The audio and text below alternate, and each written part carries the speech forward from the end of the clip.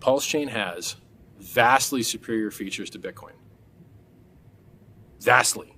No comparison. Higher throughput, lower fees, you name it. Like everything you want it to do, it does better, basically. I guess I'm going to actually go through the list. See, to me, I know this stuff so well, I don't want to spend my time going through this list. But for you guys watching at home, you might not know it so well. And also, because the Bitcoin guys have all the money, I don't really want to say bad things about Bitcoin. But I guess I have to, because otherwise, how do you make progress in life? If you choose inferior technology over superior technology, how are you supposed to make progress in life?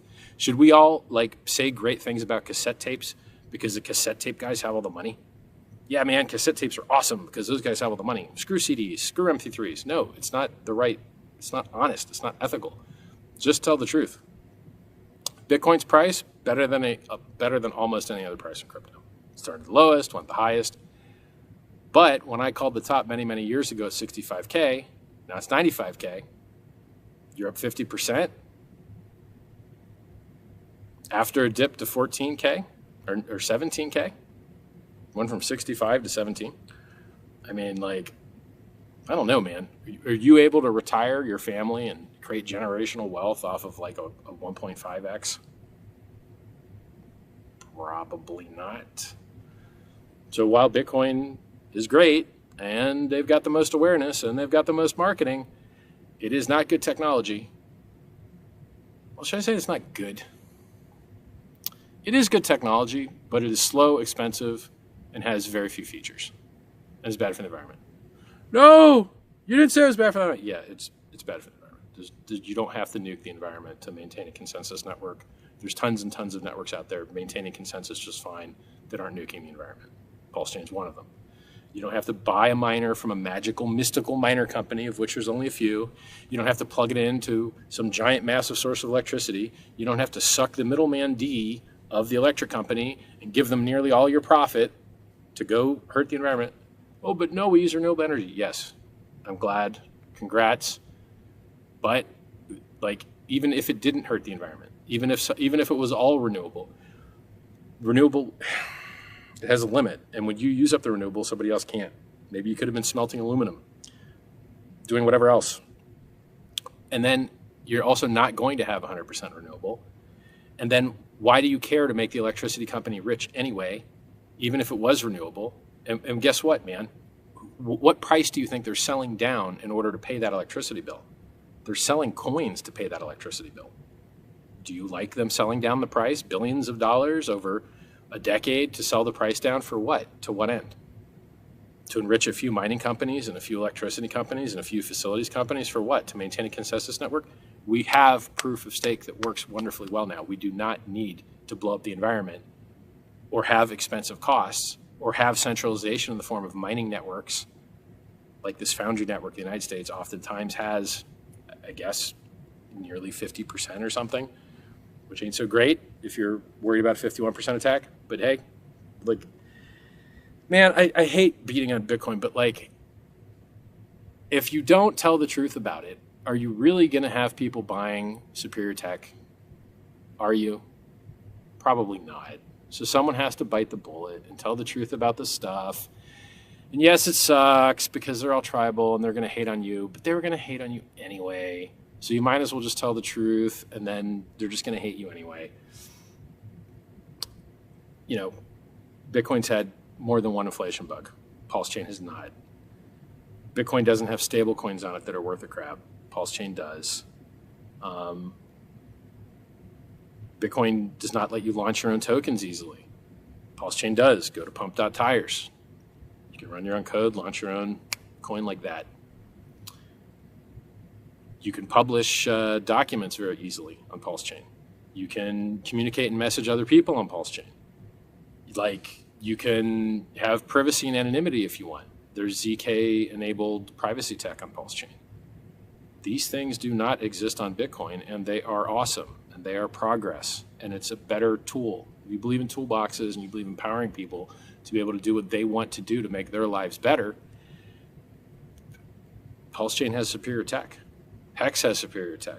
PulseX has superior tech. Is there an on-chain exchange using Bitcoin to remove counterparty risk? Not that's any good. Not at all. but there sure is on Pulsechain. That's PulseX, pulsex.com. So, and these are just like, there's so many more features. It's like nearly endless how many superior features there are. It has a better logo. It has a better name. I like the founder better. He's still here, still talking. Yo, Satoshi, where you at, bro? Satoshi, you win any cases in court to help set positive precedent and positive vibes for cryptocurrency at large? No. I did. Hi. Where you at, man? I'm right here. Where are you? Yeah. So, like, in the end, oh, by the way, to tell you how stupid cryptocurrency is, if you go on these sites where people go to discover new coins to get scammed by, so like, if you wanted to get scammed by Luna, it was right on the homepage. If you wanted to get scammed by Yams, it was right on the homepage. If you wanted to get scammed by a lot of different things, it was right on the homepage of a lot of different sites for you to get scammed by. But it wasn't on my homepage. I wasn't promoting that garbage. I wasn't promoting FTX. I was telling you to make sure your money wasn't on it. I wasn't promoting BlockFi. I was telling you to make sure your money wasn't on it. I wasn't telling you to use Celsius. I was telling you to get your money off of it because you're taking counterparty risk. You're going to lose. It's the opposite of why the blockchain was invented. I was right. They were wrong. But all the scumbag trash maggots that promoted all that stuff, they just continue to operate like it never happened. You know, they're just like, oh yeah, we don't learn. We're not going to learn. I was right. You guys were wrong. Kneel, respect, learn, because I've been telling the truth and spreading it since before you got here. Period. You know, even Michael Saylor. I was promoting Bitcoin when Michael Saylor said it was going to fail like online gambling when they passed the port bill and killed party poker or whatever. It's weird that the government just kills the whole industry with a law with a different name on it. Like Bank Secrecy Act, you have no secrecy. Patriot Act, you have less freedom, etc. You're just like, hey guys, why do you name these the opposite of what they mean? Like, what's up with that? Also, the magic numbers that they choose. You can travel with $10,000 across the border, but every year that $10,000 is worth less until the point where you're not going to be able to cross the border with enough money to buy a cheeseburger because 10K won't buy a cheeseburger. But the people in the government, they're just like, yeah, man, we didn't know inflation existed. So we just write these magic numbers that never update. They don't track inflation. Isn't that funny? What? And you want to go back and find out, like, which specific humans, I'll give you an example. Talk about beating the SEC. The SEC is not a thing. It's a couple of humans at the SEC. There's 5 commissioners at the SEC. If they followed their own rules, some portion of those 5 had to vote to bring an action. Which 5 are they? We don't know yet. We don't know yet. Was it all 5? Was it 3? Did they miscount? Who knows? We should find out, right? Freedom of Information Act. They can't hide behind investigation privilege or whatever because case closed, homie. Like, the case gone. Bye-bye. So now Freedom of Information Act should allow to find out which of those 5 people decided to bring this silly thing. And then you try and assign blame. Like, okay, at this entity, who are the guilty parties and to what degree are each of them responsible? Hard to say.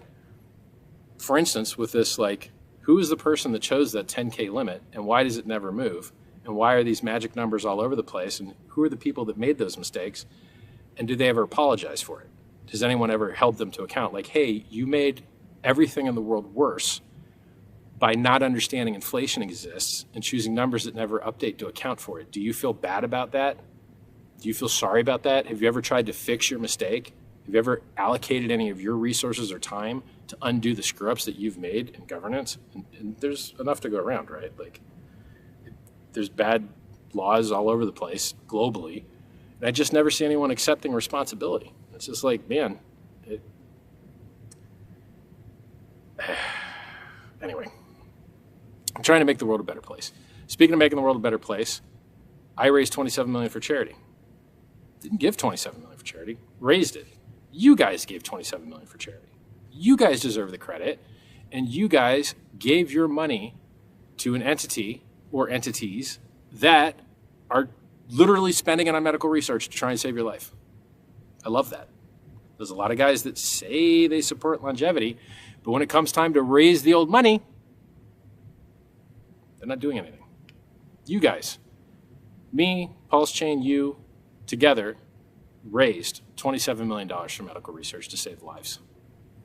Didn't get any press. One news article. No one saw it. No one cared. Life's not fair. So you know what? You got to. It'll be fair if that research turns out to save some of our lives. That'd be pretty cool. You got to focus on marketing, guys. I can't express it to you enough. If you're not hearing people complain about your ads, no one's probably seeing them, or your message sucks.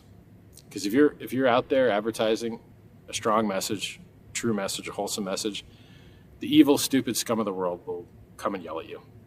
And I don't think that many people are yelling, because I don't think that many people know you exist. How many people out there know that Pulsechain is vastly superior to Bitcoin, has more opportunity, has more features, has better security track record? It's like infinitely superior. How many people know that? Not enough. Not enough. I've been in this industry before it was an industry. I've been in this before Bitcoin had a logo. I've been at this before Bitcoin had fees to transact on its network. I've been at this before you chose seed words to generate a secret phrase. Back when you installed the old Bitcoin wallet, it would just make 100 pairs of addresses and private keys. And if you overwrote it and used more than 100 pairs, it erased the old ones, and you didn't have a backup. You just lost all your money. That's how long I've been at this. So to understand that what we have now is an opportunity vastly superior to what I had when I first got into Bitcoin is amazing. On-chain exchange, ZK, zero knowledge tech, NFTs, communicating, messaging on chain. Like, bro, we have everything. We have everything. We have so much opportunity. We just need to tell people about it. And it's not a question of people want to participate. We know people want to participate because they buy absolute garbage. They buy absolute garbage. So if you give them the opportunity to buy something that's not garbage, maybe they'll participate. Maybe they'll transact. Maybe they'll associate. Maybe, like, the sky's the limit. You know, this is Turing-complete technology that allows you to program whatever you want. It's a little slow. It's a little expensive. That's the price you pay for true decentralization and immutability and a record of truth. That's the price you pay. And a lot of people want to pay it, you know. I think somewhere within a few months after Hex launched, over 5 years ago, Ethereum was like $88. Yeah, the price is down from $5K, but it ain't $88. It's still $1,800. It's still, you know, an 18 or 20x from then. Well, we're crying with a loaf of bread on our arm, depending on how long you've been at this. So long story short, the news is good. I hope that governments everywhere improve themselves. What more can I do than speak the truth and publish it to you? At great risk to myself, by the way. Look what happened to me personally, because I was willing to make a difference in this world. And look what happens to Donald Trump, and look what happens to Elon Musk, and look what happens to Joe Rogan. If you matter and you're trying to make this world a better place and you're making an impact and people are aware you exist, they're going to hate you. It comes with the game. And you've just got to be able to accept that trade. That just has to be a trade that you're willing to make. And it's a trade I'm willing to make. And that's why I'm here, and I'm proud to be speaking to you guys. And to tell you the truth, everything is far better than it needs to be. It's far better than Bitcoin is or ever was. How is Pulsechain currently right now not better than Ethereum? Real question. Does Ethereum have a feature that you wished that you had? What's that feature? L2 stealing your brand? Centralized mining, like where you give your coins to some entity and then they like stake them and then give you some yield. Like what is the feature? The feature I see that Ethereum has that I wish Pulsechain had was good on-ramps. I like that. But minus the on-ramps, I guess they have a good privacy anonymity set for their zero knowledge, privacy tech too. Pulsechain doesn't have that. There's only two things I can think of. We've got higher throughput. We've got lower fees. We don't have L2 vampires. I think we have a more decentralized validation network. And I think we only would accept, I believe the Pulsechain community and the validators on it would only accept tried and true tested upgrades from Ethereum, but Ethereum doesn't have that privilege. So Ethereum, when it upgrades, has to hope that the testing it did on its testnet worked right, and sometimes it doesn't. Geth just recently pushed an emergency hotfix because people were getting slashed because they weren't signing transactions properly, something to that effect. Check the Richard Hart account; it tweeted about it. So if you had the opportunity, let me put it to you this way. When crypto gets back up and starts making new all-time highs again, what do you think is likely to go up more? Pulsechain or Ethereum? Which one's lighter? Which one has a founder that speaks English? I'm making fun of you there, Vitalik. I love that you're focused on privacy tech. I love that you haven't done a Satoshi and disappeared. I love that you are still, battling. You're still out there working. A lot of people just stop and they disappear. A lot. I'm not one of those guys. Yeah, so I think we have massive opportunity in front of us. Look at PulseX. The guys that bought the Uni token have been getting wrecked by the foundation there over and over. They dangle this thing like, we'll turn the fee switch on. You guys will be able to catch for some value. Well, that never happened. But then you look at Pulsex and you're like, that buy and burn function is burning coins like crazy. Is doing what is a superior thing as far as market economics go, right? People are deciding to reduce the supply by deciding to run code that destroys coins. Thanks, people that are deciding to do that. That's very nice. Since supply and demand exists, with static or increasing demand, you get increasing price based on lower supply. That's it. So I think PulseX is way cooler than Uni. I think Pulsechain is way cooler than Ethereum. Thank you guys for being our testnet. We really appreciate the work that you guys do. Hopefully, we'll be able to give you guys some things that you can adopt as well if you want. But you ignore a lot of my advice. I told you L2s are stupid. You did it anyway. I told you increasing the S load was stupid. You did it anyway. I don't know, man. There's a little bit of cultural difference, Ethereum's dual wielding vaccines. I'm not, there's a little bit of cultural difference. I like safe, secure, non-experimental things. And I'm not willing to push the limit or push the edge or risk security in order to get benefits no one cares about or don't really move the needle. So, long story short,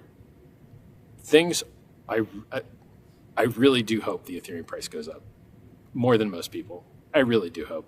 I think I care more about the Ethereum price going up than Vitalik. I really do. So, but just like saying the truth about Bitcoin and its technical features, if you're afraid to speak the truth because you're afraid guys aren't going to buy, then we're going to buy anyway. And it's the same with Ethereum. If you're afraid to tell the truth about Ethereum because you're afraid you're going to make somebody mad, bro, stop cucking yourself. They weren't going to buy anyway. So just speak the truth. There's a benefit to doing it. So everything's better than it's ever been as far as technology goes. You've got more features. You've got higher throughput. You've got lower fees. I mean, heck, even Ethereum has low fees now. Let me teach you something about fees. Could every company lower their profit margin to zero if they wanted to? Yeah, sure, I guess, unless you're already losing money, and then zero would look great to you. But if you're making money, you probably could lower your profit to zero. Is that good for your company? Maybe not, because then you can't pay for R&D, or you can't pay for marketing, or you destroy the industry so that other parties don't want to work with you because there's no profit in it left for them, right? There's a reason that a lot of manufacturers globally try to enforce an MSRP, manufactured suggested retail price, because guys have seen what happens when there's really a race to the bottom. And then, whereas you used to make money, now you don't make money anymore. Block space and blockchains are kind of the same thing. If it is true that supply and demand exists, then you, I believe, can underprice blockchain space. And when you price it too low, it ain't great. There's an ideal, a race to zero is not the ideal way for any organization to function that has other goals aside from price. So would you have, I'll give you an example. Would you have preferred Ethereum to cost $1 to send a coin on, but have a $5,000 price? Or would you prefer Ethereum today, where it costs 2 cents to send a coin, but the price is $1,800? Now I'm making an assumption that those two things are directly tied together. That assumption is, specious. I don't even know if that's the right word. It's a big fancy word, $10 word right there. I think they are related. And I think the fees to transact, I think it's a reflective system. If fees to transact go up, people have to buy the coin. If people have to buy the coin, the price goes up. If the price goes up, people like the coin that has the price that goes up. So then they buy it, and then more people need to transact it, and then that moves the prices, and that leaves opportunity for ARB bots, and that leaves opportunity for traders, and people love volatility, and you get this ratcheting magnification effect.